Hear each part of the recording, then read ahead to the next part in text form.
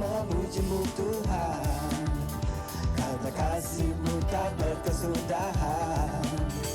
Biar yang bernafas memuji Sang Raja, di atas gunung dan di dalam samudra. Tanganku angkat padamu, mensyukuri rahmat yang Kau beri. Kakiku melompat bagimu, sebab rahmat-Mu pada setiap pagi. Bersyukurlah kepada Tuhan, sebab Dia baik, sebab Dia baik. Bahwasanya untuk selamanya, kasih setianya, kasih setianya.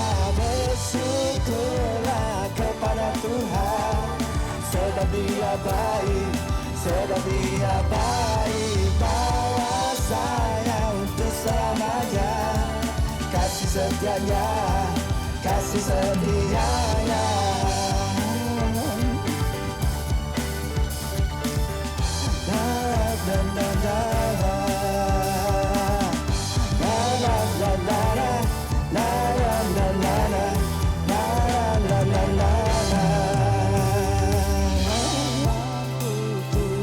Padamu mensyukuri rahmat yang Kau beri. Kakiku melompat bagimu, sebab rahmat-Mu pada setiap pagi. Bersyukurlah kepada Tuhan, sebab Dia baik, sebab Dia baik. Bahwasanya untuk selamanya, kasih setianya, kasih setianya.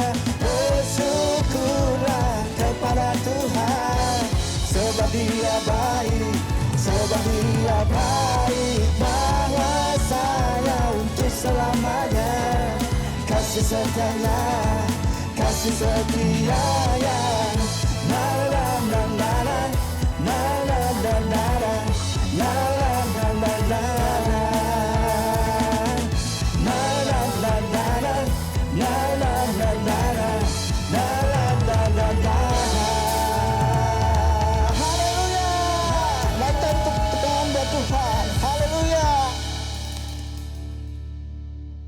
Shalom saudara-saudara, mari kita mendeklarasikan bersama-sama Pentakosta ketiga, supaya kita bisa mengerti, memahami, dan mengalaminya. Mari kita bersama-sama. Pentakosta ketiga adalah pencurahan Roh Kudus yang dahsyat di zaman now, melebihi yang terjadi di Azusa Street. Pentakosta ketiga akan mengakibatkan penuaian jiwa yang terbesar dan yang terakhir sebelum Tuhan Yesus datang kembali. Pentakosta ketiga akan membangkitkan generasi Yeremia, yaitu anak-anak muda yang dipenuhi Roh Kudus, cinta mati-matian kepada Tuhan Yesus, tidak kompromi terhadap dosa, dan akan bergerak untuk memenangkan jiwa. Pentakosta ketiga lahir di Indonesia yang bergerak ke bangsa-bangsa. Gerakan ini dari timur ke barat dan akan kembali ke Yerusalem. Pentakosta ketiga akan memberikan kuasa untuk menyelesaikan amanat agung Tuhan Yesus, dan setelah itu Tuhan Yesus datang kembali. Puji nama Tuhan, Bapak Ibu Saudara yang dikasihi oleh Tuhan. Selamat pagi, shalom Bapak Ibu. Dimanapun Bapak Ibu berada pagi hari ini, saya percaya semua kita ada dalam perlindungan Tuhan. Biarlah kita siapkan hati kita, jiwa roh kita memuji Tuhan pagi hari ini saudara. Mari kita bersatu dalam doa. Bapa kami di surga, sungguh kami bersyukur Tuhan Yesus. Kami ada sebagaimana adanya di minggu ketiga di bulan Januari di tahun 2021 ini Tuhan. Semua karena anugerah Tuhan, semua karena kebaikan Tuhan. Terima kasih Tuhan Yesus, terima kasih. Biarlah pagi hari ini roh jiwa tubuh kami persembahkan bagi hormat kemuliaan nama-Mu. Dalam nama Tuhan Yesus, dalam nama Tuhan Yesus yang siap menyembah Tuhan, sama-sama katakan amin.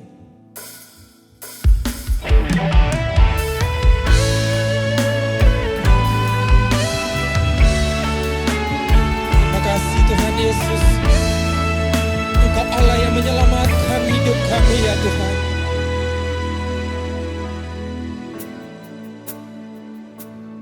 Kau Tuhan yang selamatkanku, terima kasih Yesus. Kau Tuhan yang pulihkanku, terima kasih.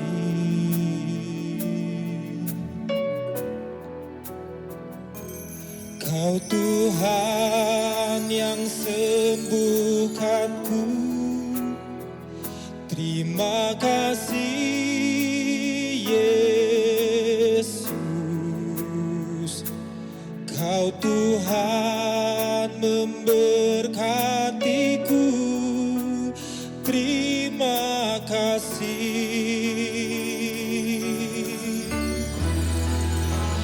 Segala pujian dan syukur hanya bagimu Yesus. Dengan apakah ku balas kasih-Mu? Segala hormat kemuliaan hanya layak bagimu. Ku sembah Yesus seumur hidupku. Dia Allah yang menyelamatkan kita, saudara. Terima kasih Tuhan Yesus. Katakan, Kau Tuhan yang selamatkanku, terima kasih Yesus. Kau Tuhan yang pulihkanku, terima kasih.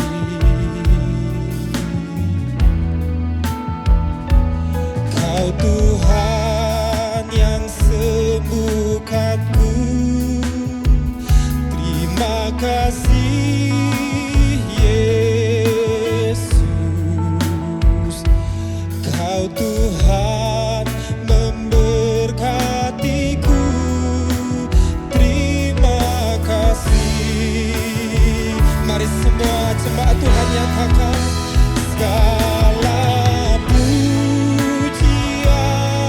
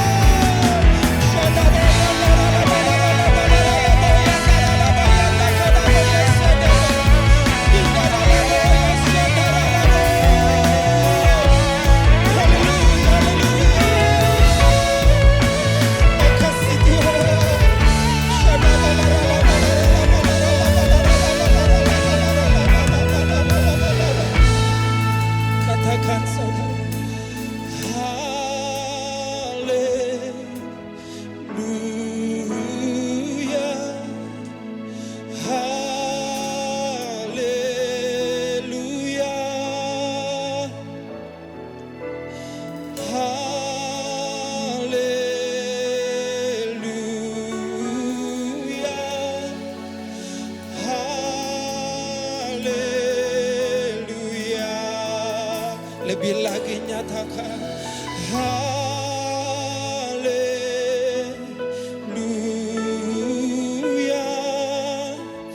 haleluya. Makasih. Haleluya,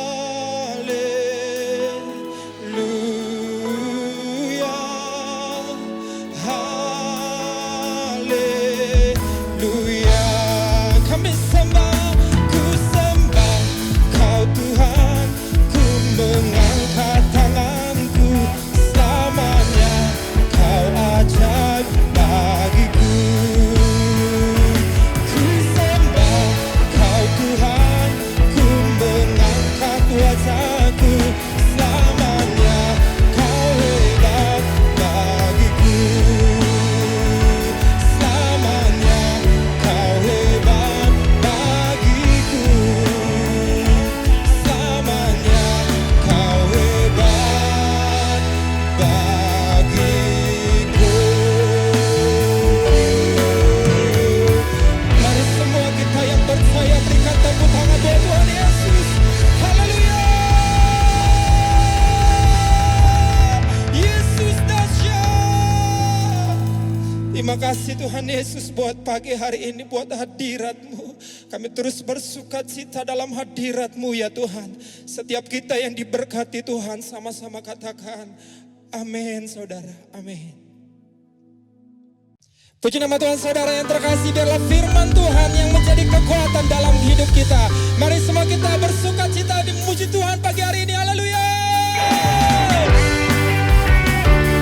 Mari Bapak Ibu yang ada di rumah-rumah bertepuk tangan buat Tuhan Yesus saudara. Amin.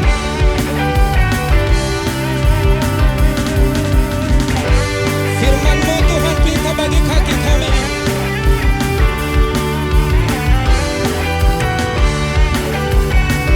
Mari sama-sama katakan firman-Mu Tuhan pelita bagi kakiku.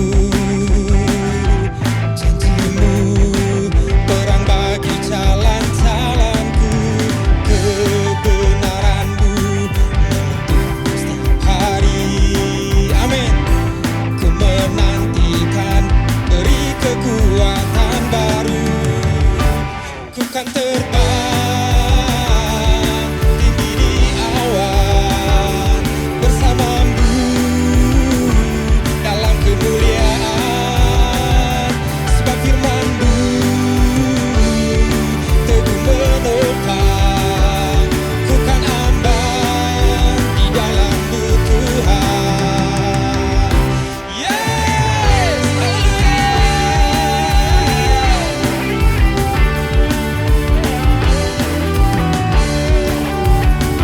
mari semua katakan saudara, firman-Mu Tuhan pelita bagi kakiku.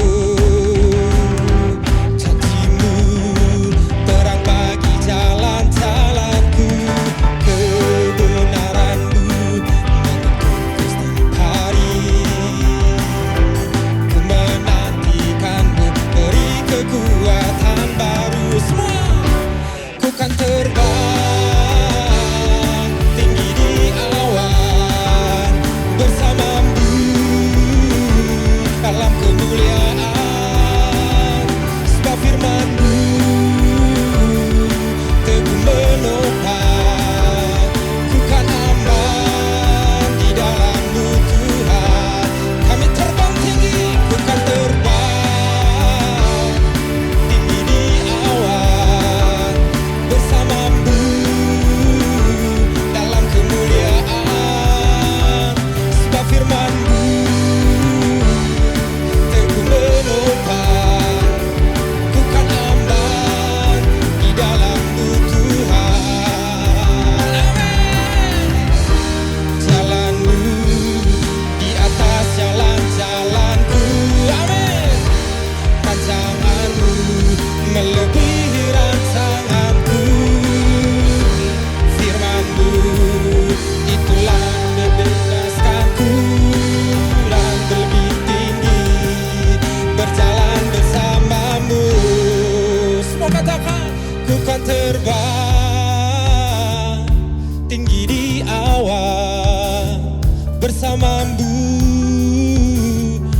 kemuliaan, sebab firman-Mu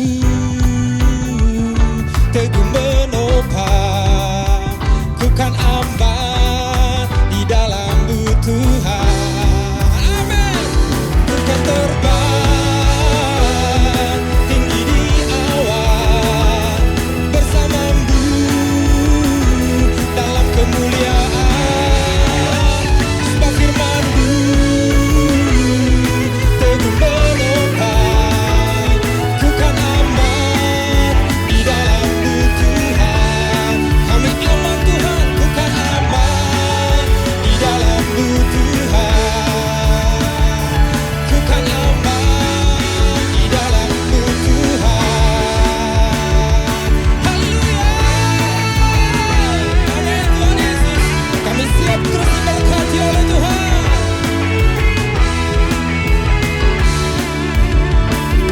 Aku diberkati, aku dilimpahi, karena Allah sanggup untuk menyediakan. Aku diberkati, aku dilimpahi, karena Allah sanggup untuk menyediakan. Aku diberkati, aku dilimpahi, atas sempurna anugerah Tuhan bagiku. Kamu diberkati saudara, kamu diberkati, kamu dilimpahi, karena Allah sanggup, amin, untuk menyediakan. Kamu diberkati, kamu dilimpahi, atas sempurna anugerah Tuhan bagiku. Dengan iman katakan, kamu diberkati, kamu dilimpahi, karena Allah sanggup untuk menyediakan.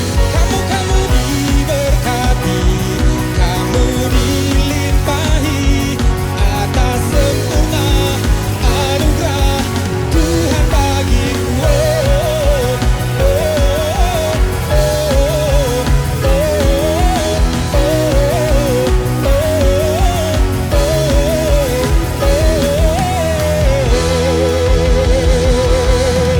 Semua yang diberkati berikan tepuk tangan yang terbaik buat Tuhan Yesus, saudara. Haleluya. Shalom semua. Di dalam edisi Voice of Pentecost kali ini, kita akan membahas satu topik yang sangat menarik, yaitu teologi kemakmuran, benar atau salah. Mungkin banyak dari kita yang sering mendengar ada seseorang, suatu gereja atau pelayanan yang katanya menganut teologi kemakmuran. GBI Jalan Gatot Subroto pun tidak luput dari anggapan tersebut. Namun, perlu diketahui bahwa gereja kita sama sekali tidak menganut teologi kemakmuran. Supaya kita tidak terjebak di dalam pengajaran tersebut, mari kita sama-sama mempelajari dan memahami 4 hal mengenai hal kekayaan dari kitab Ulangan pasal 7 sampai 9, yaitu saat Tuhan mengajarkan kepada bangsa Israel selama di padang gurun. Yang pertama, kita tidak mengidentifikasikan diri kita berdasarkan kekayaan kita. Di dalam Ulangan 7 ayat 7 jelas mengajarkan bahwa Tuhanlah sebagai pencipta kita yang menentukan harga diri kita, bahwa kita adalah mulia dan berharga di matanya. Yang kedua, kita tidak mencari kenikmatan kita dari kekayaan.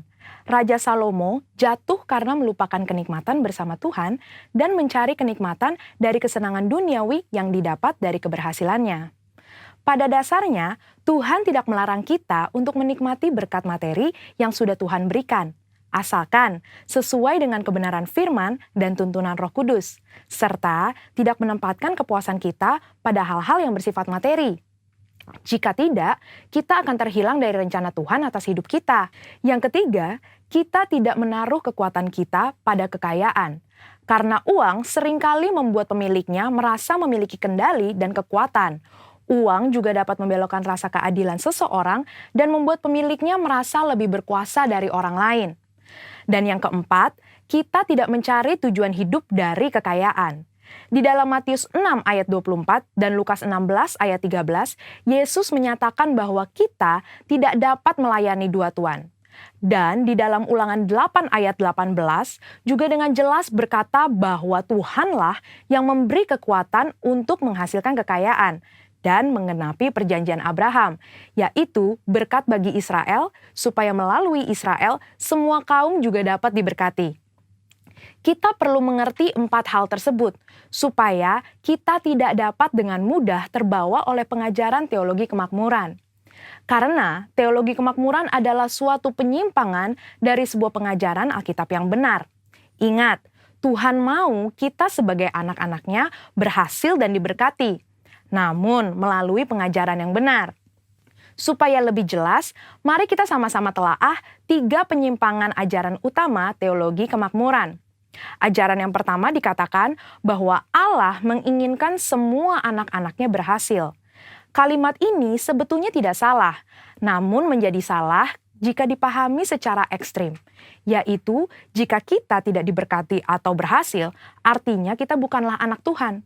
Padahal di dalam Yosua 1 ayat 8 dengan jelas mengajarkan bahwa tolak ukur menilai keberhasilan tidak dapat dinilai secara materi. Sebaliknya, untuk berhasil, kita juga perlu merenungkan, memperkatakan, dan melakukan firman Tuhan di dalam kehidupan kita. Selanjutnya, ajaran teologi kemakmuran yang kedua dikatakan penebusan Yesus di kayu salib adalah penebusan dari kemiskinan, penderitaan, dan sakit penyakit, di mana jika orang tersebut percaya sepenuhnya, maka tidak akan mengalami penderitaan. Tentu hal ini sangat menyimpang, karena teologi kemakmuran berpendapat jika kita mengalami kemiskinan, penderitaan, dan sakit penyakit, artinya kita belum menerima Tuhan di dalam hidup kita. Padahal sebenarnya Tuhan dapat mengizinkan kita mengalami penderitaan untuk membawa kita ke tujuan yang lebih besar, supaya kita dapat lebih lagi berharap pada Tuhan, menjaga hati kita, serta memurnikan motivasi hati kita. Sama seperti pandemi COVID-19 yang kita semua sedang alami. Saya percaya Tuhan mengizinkan hal ini terjadi untuk sebuah tujuan yang lebih besar dan supaya kita dapat lebih lagi mengalami peranan Roh Kudus di dalam hidup kita, yaitu sebagai pembawa hadirat Tuhan, pemberi kuasa dan kekuatan, serta penghibur di tengah penderitaan. Berikutnya, ajaran teologi kemakmuran yang ketiga adalah mengklaim apa saja yang kita inginkan karena semua kekayaan Allah tersedia bagi kita di dalam Kristus. Ini tidak salah, tetapi menjadi menyimpang ketika dikatakan bahwa sebagai anak Tuhan, kita dapat meminta apapun, tidak peduli apa saja yang menjadi keinginan kita. Mereka juga menggunakan 2 ayat Alkitab di dalam Mazmur 37 ayat 4 dan Filipi 4 ayat 19 sebagai dasar pembenaran pandangan pengajaran teologi kemakmuran. Padahal, 2 ayat tersebut bukan berbicara tentang pemenuhan segala keinginan duniawi kita, tetapi pemenuhan keperluan orang yang sudah mendapatkan kepuasan di dalam Tuhan. Dan juga permintaan tersebut harus sesuai dengan kehendak Tuhan. Melihat dari 3 ajaran tersebut, dapat disimpulkan bahwa teologi kemakmuran adalah teologi yang kekanak-kanakan, yang terlalu menekankan hak dan melupakan tanggung jawab. Dan GBI Gatot Subroto jelas tidak setuju dengan penyimpangan pengajaran tersebut. Namun, kita perlu percaya bahwa Tuhan sangat ingin memberkati kita berlimpah-limpah, supaya kita dapat menjadi berkat bagi orang lain, serta menyelesaikan amanat agung Tuhan Yesus dan pekerjaan Tuhan di bumi. Saudara-saudara, untuk penjelasan lebih lengkapnya dari tim teologi kami, jangan lupa buka link yang ada di atas atau scan barcode yang tersedia. Tuhan Yesus memberkati. Mari kita siapkan hati kita diberkati firman Tuhan pagi hari ini, saudara.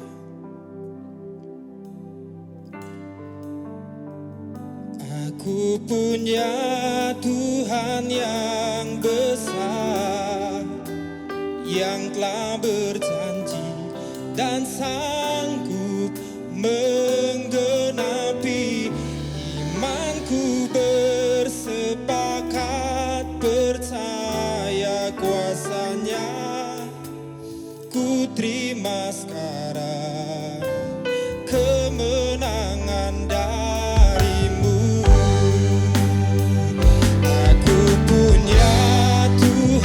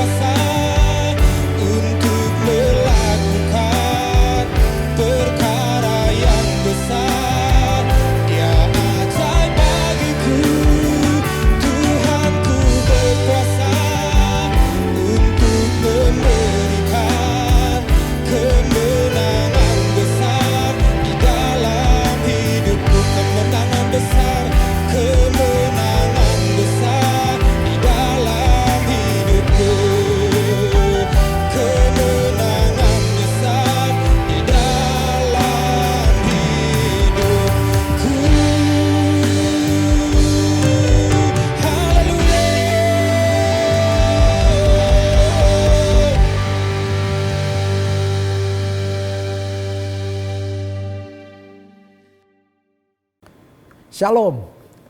Bagaimana kabarnya saudara semua?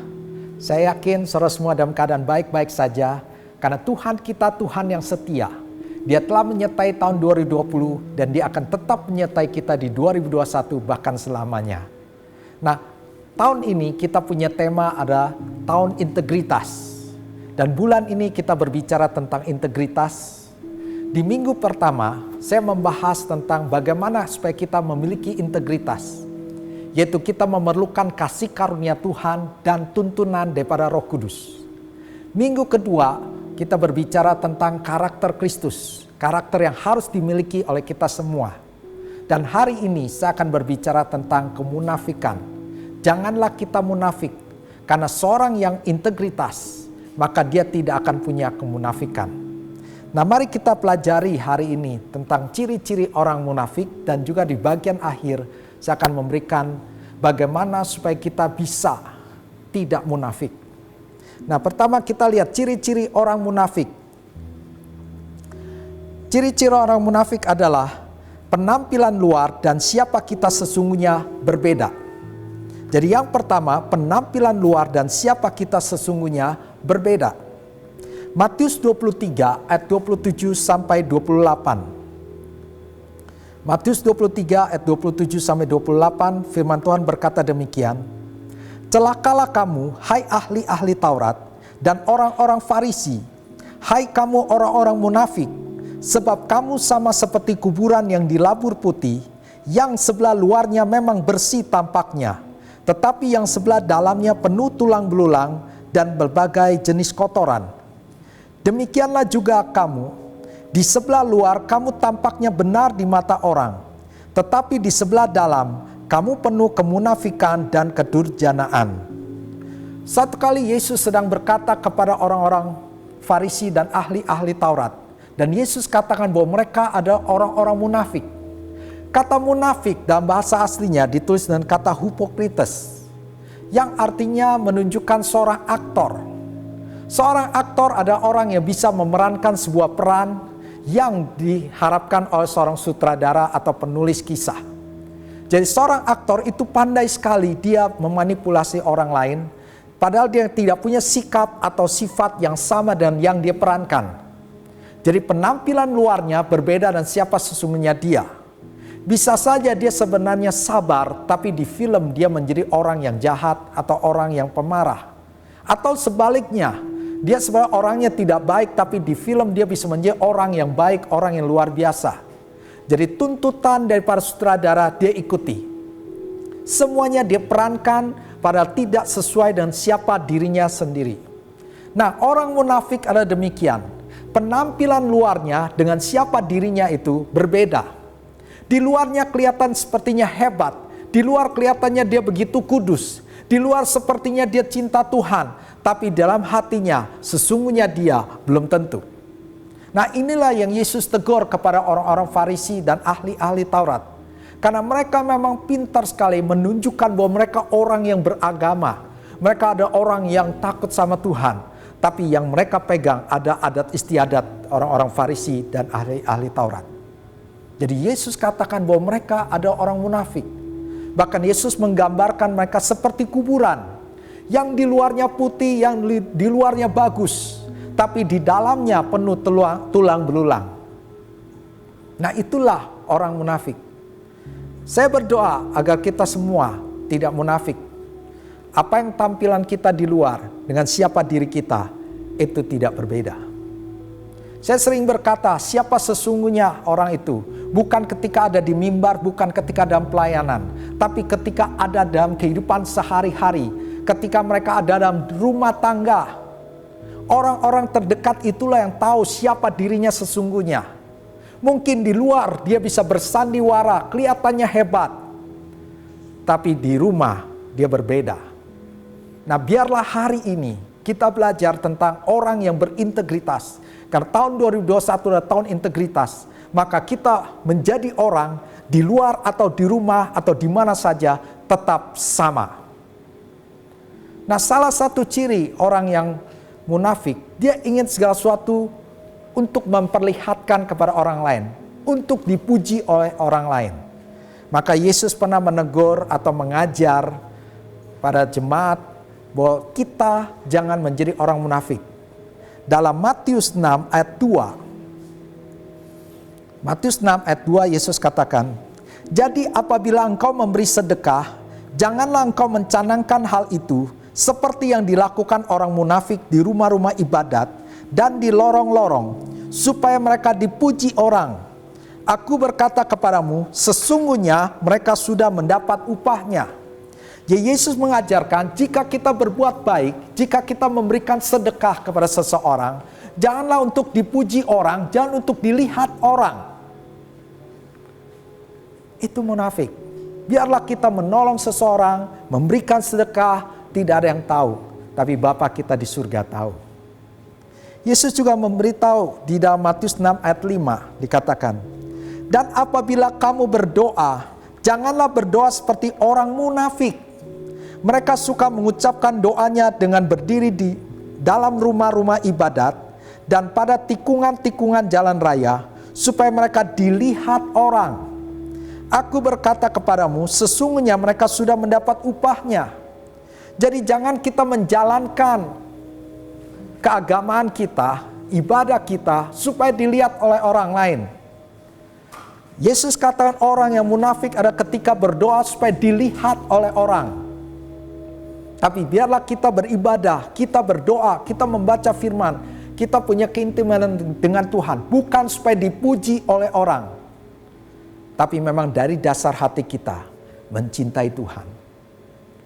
Mulai hari ini, biarlah siapa kita, baik penampilan luar dan siapa diri kita sesungguhnya, biarlah sama.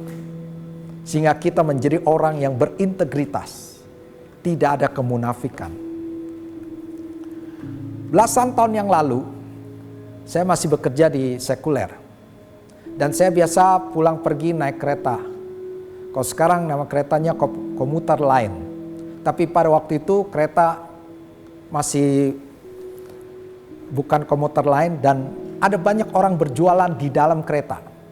Kalau sekarang sudah tidak ada orang berjualan di dalam kereta. Tapi saat itu, pada waktu itu, banyak orang berjualan di dalam kereta. Dan anak saya pada waktu itu masih kecil. Sehingga ada orang yang menjual pensil pada waktu itu. 5 pensil Rp1.000. Dan saya lihat pensilnya begitu bagus. Penampilan luarnya begitu menarik. Dan harga pensilnya pun murah. Pada zaman itu pensil kurang lebih harganya 1.000. Tapi ini 1.000 dapat 5. Jadi saya pun beli. Bawa pulang ke rumah. Dan saya berikan pada anak saya. Ketika pensil itu diserut, diraut, maka isinya itu patah terus. Diraut patah, diraut patah, diraut patah, terus patah, makin lama makin pendek. Dan akhirnya pensil itu tidak bisa dipakai. Ternyata pensil itu hanya bagus dilihat, hanya bagus penampilan luarnya. Tapi justru yang penting isinya, yaitu batang pensilnya itu tidak bisa dipakai. Jangan sampai kita seperti pensil ini. Di luar bagus, pada sesungguhnya di dalam jelek. Tapi saya berdoa jemaat GB Margonda, Anda semua ada orang berintegritas. Penampilan luar dan siapa diri kita sama. Itu yang pertama. Ciri yang kedua, orang munafik ada merasa diri paling benar. Orang munafik selalu merasa dirinya paling benar. Matius 7 ayat 1 sampai 5. Firman Tuhan berkata demikian, "Jangan kamu menghakimi supaya kamu tidak dihakimi. Karena dengan penghakiman yang kamu pakai untuk menghakimi, kamu akan dihakimi dan ukuran yang kamu pakai untuk mengukur akan diukurkan kepadamu. Mengapakah engkau melihat selumbar di mata saudaramu, sedangkan balok di dalam matamu tidak engkau ketahui? Bagaimanakah engkau dapat berkata kepada saudaramu, biarlah aku mengeluarkan selumbar itu dari matamu, padahal ada balok di dalam matamu? Hai orang munafik, keluarkanlah dahulu balok dari matamu, maka engkau akan melihat dengan jelas untuk mengeluarkan selumbar itu dari mata saudaramu." Jadi Yesus mengajarkan supaya kita jangan suka menghakimi. Orang yang suka menghakimi merasa dirinya paling benar. Karena mereka berpikir bahwa saya benar dan yang lain salah. Kan itu mereka merasa boleh menghakimi seseorang. Padahal Yesus mengajarkan jangan kamu menghakimi. Bahkan Yesus menegur, kenapa kamu menghakimi, bisa melihat selumbar di mata orang sedangkan balok di mata sendiri tidak bisa lihat. Anda tahu selumbar adalah serpihan daripada kayu yang diserut. Itu sangat kecil sekali. Ternyata orang yang munafik pandai sekali melihat kesalahan orang. Walaupun kecil bisa dilihat. Padahal kesalahan dirinya dia tidak bisa lihat. Sesungguhnya kita semua punya blind spot. Ada titik buta yang seringkali kita tidak bisa lihat siapa diri kita. Karena itu kita perlu introspeksi. Jangan mudah menghakimi, jangan merasa paling benar. Karena jangan-jangan orang lainlah yang benar, kita yang salah. Seperti kisah yang saya pernah baca. Satu kali ada seorang istri, dia berkata kepada suaminya, "Pak, saya bingung dengan tetangga kita. Bisa-bisanya kau cuci baju itu nggak bersih. Kamu lihat sini." Istrinya mengajak suaminya di jendela. "Tuh, kamu lihat, sana tuh, lihat. Jemuran tetangga kita kotor semua." Itu istrinya nggak bisa nyuci. Waktu suaminya mulai lihat ke jendelanya, lalu suaminya mulai bilang ini, "Tunggu sebentar." Lalu suaminya mengambil kain lap, membersihkan jendela, kaca jendela rumahnya. Setelah dibersihkan, barulah terlihat ternyata baju tetangga-tetangganya itu yang sedang dijemur, itu bersih. Jadi yang sebenarnya yang kotor adalah kaca jendela rumahnya sendiri. Nah, sang istri ini hanya melihat kesalahan orang lain, tidak melihat ternyata masalah sesungguhnya ada pada dirinya. Berapa banyak orang menyalahkan keadaan, menyalahkan orang lain, menghakimi orang lain, padahal sebenarnya mungkin dia yang salah. Maka orang munafik ada orang yang senantiasa merasa diri paling benar.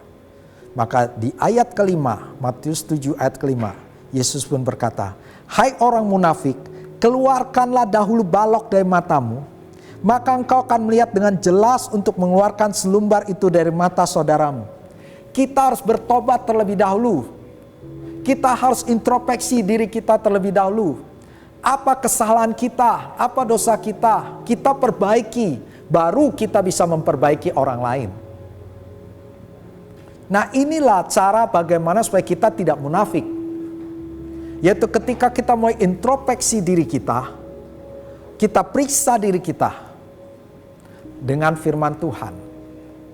2 Timotius 3 ayat 16. 2 Timotius 3 ayat 16 dikatakan, "Segala tulisan yang diilhamkan Allah memang bermanfaat untuk mengajar, untuk menyatakan kesalahan, untuk memperbaiki kelakuan, dan untuk mendidik orang dalam kebenaran." Supaya kita tidak munafik, supaya perilaku kita, penampilan luar dan dalam sama, supaya kita tidak mudah menghakimi orang lain dan kita introspeksi diri kita, maka kita harus senantiasa membaca, merenungkan firman Tuhan. Biarkan firman Tuhan membersihkan kita, menguduskan kita, mengubah kehidupan kita. Karena Alkitab berkata di sana, segala tulisan yang diilhamkan Allah memang bermanfaat untuk mengajar, untuk menyatakan kesalahan. Lewat firman Tuhanlah kita bisa tahu mana yang salah, mana yang benar. Kita gali firman Tuhan, lalu ketika kita tahu kita salah, kita bertobat. Dan di sana selanjutnya untuk memperbaiki kelakuan. Jadi Alkitab adalah untuk memperbaiki kelakuan kita dan mendidik orang dalam kebenaran. Kalau kita pun merenungkan firman Tuhan, melakukannya dan membiarkan firman itu hidup dalam kehidupan kita, maka ada perubahan hidup. Kita bisa menjadi orang integritas. Orang yang penampilan luar dan dalamnya sama. Orang yang tidak mudah menghakimi. Karena dia akan terus introspeksi, terus justru dia mengubah kehidupannya.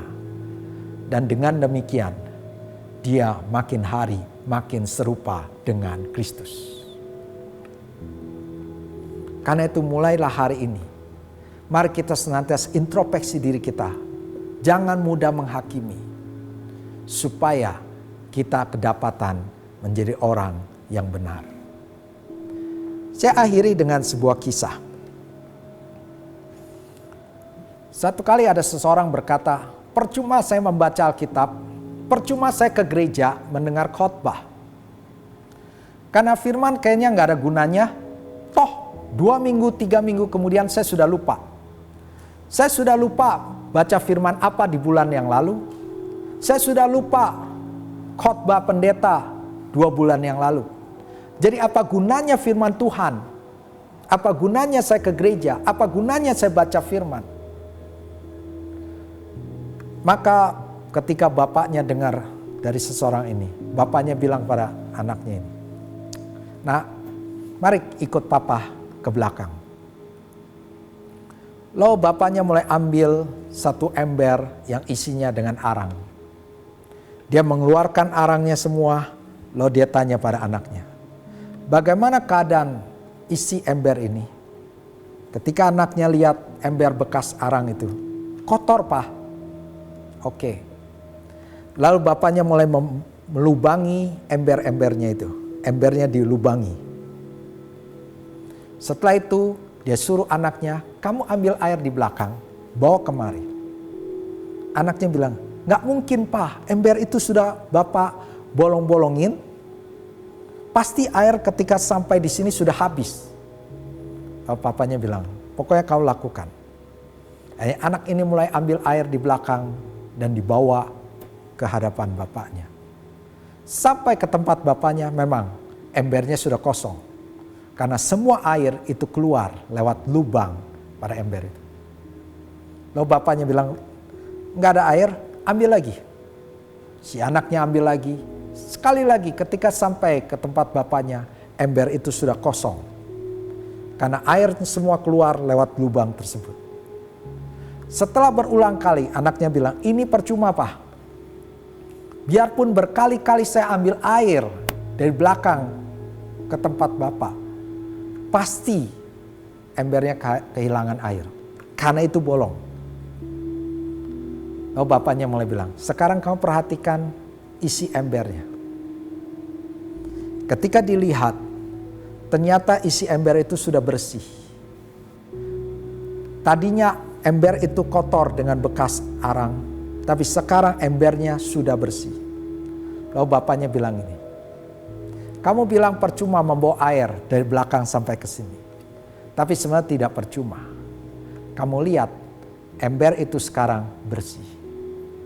Sama jika engkau membiarkan firman Tuhan yang kau baca setiap hari, yang kau dengar di ibadah, membiarkan firman Tuhan membasuh hati kita, menghidupi kita, maka hati kita makin lama makin bersih. Akan terjadi perubahan hidup. Jadi tidak ada satupun firman yang sia-sia. Mungkin engkau sudah lupa, tapi firman itu telah bekerja, membersihkan, menyucikan kita. Saudara, biarlah kita mulai ambil komitmen di tahun 2021 ini. Saya akan baca Alkitab setiap hari. Saya akan merenungkannya. Saya akan melakukannya. Saya akan introspeksi diri saya. Supaya kita semua menjadi orang benar. Orang benar pasti orang yang berintegritas. Dan tidak ada kemunafikan di dalam diri kita. Hari ini kita telah belajar tentang kemunafikan. Ciri orang munafik adalah penampilan luar dan siapa dirinya sesungguhnya berbeda. Orang munafik adalah orang yang merasa dirinya benar, karena itu seringkali menghakimi. Tapi hari ini kita belajar juga, supaya kita menjadi orang yang benar, maka kita perlu merenungkan firman Tuhan. Biarkan firman Tuhan bekerja dalam diri kita, supaya kita kedapatan menjadi orang yang kudus, orang yang benar, menjadi orang yang berintegritas. Saya berdoa supaya saudara semua menjadi orang yang benar, orang yang berintegritas. Tuhan memberkati. Mari kita berdoa. Bapa, kami ucap syukur terima kasih buat firman-Mu yang mengingatkan kami agar kami jangan menjadi orang yang munafik. Ajar kami menjadi orang yang berintegritas. Karena orang munafik adalah orang yang berbeda penampilan luar dan dalamnya. Tapi kami mau ya Tuhan, penampilan luar kami dan hati kami selaras ya Tuhan. Dan biarlah kami senantiasa introspeksi dalam diri kami membaca firman Tuhan, kami mau diubahkan, kami mau merubah perilaku kami yang tidak baik, sehingga kami menjadi orang yang benar, sehingga kami tidak mudah menghakimi orang lain. Terima kasih Tuhan, Kau berkati jemaat GB Margonda, biar semuanya memasuki tahun 2021 menjadi orang-orang yang berintegritas, dan semua janji firman-Mu tergenapi atas setiap jemaat-Mu di GB Margonda. Terima kasih Tuhan, terpujilah nama-Mu. Di dalam nama Yesus kami mengucap syukur dan berdoa. Haleluya. Amin. Saudara, ini ada minggu ketiga. Biasanya saya mendoakan yang berulang tahun di minggu kedua. Tapi khusus bulan ini saya akan mendoakan saudara di minggu ketiga ini. Karena itu di depan ini ada daftar nama-nama yang berulang tahun di bulan Januari. Jika ada daftar nama Anda belum masuk, Anda bisa hubungi call center, Anda bisa beritahu kami. Supaya kelak di tahun depan nama Anda ada. Nah karena itu mari kita berdoa sama-sama. Yang berulang tahun di bulan Januari bisa angkat tangannya. Saya akan berdoa buat Bapak Ibu Saudara semua. Mari kita berdoa. Bapa di surga, kami ucap syukur terima kasih buat saudara-saudara kami ya Tuhan yang berulang tahun di bulan Januari ini. Engkau memberkati mereka berlimpah-limpah, kesehatan, kekuatan, pelindungan, dan umur yang panjang. Apa saja yang mereka kerjakan semuanya berhasil dan beruntung. Jadikan mereka kepala bukan ekor, jadikan mereka naik bukannya turun. Dan semua rancangan-Mu ya Tuhan, semua firman-Mu tidak ada yang gugur dalam kehidupan mereka semua. Semuanya menggenapi rencana Tuhan. Berkati mereka berlimpah-limpah ya Tuhan. Terpujilah nama-Mu. Di dalam nama Yesus kami mengucap syukur dan berdoa. Haleluya. Amin. Saya ucapkan selamat hari ulang tahun buat saudara yang berulang tahun di bulan Januari. Kiranya damai sejahtera dan berkat Tuhan berlimpah-limpah dalam kehidupan saudara semua. Nah, mari kita akhiri ibadah kita dengan doa berkat. Mari kita angkat tangan kita. Terimalah berkat daripada Tuhan. Berkat yang berlimpah-limpah, sukacita, damai sejahtera, kesehatan, kekuatan dari Allah Bapa di dalam kasih sayang Yesus Kristus, serta persekutuan, penghiburan, pertolongan dari Roh Kudus menyertai saudara semua, mulai hari ini sampai kedatangan Tuhan kedua kalinya, menjemput kita dalam naungan permai bahkan sampai selama-lamanya. Mari kita katakan, amin. Selamat hari Minggu, Tuhan memberkati.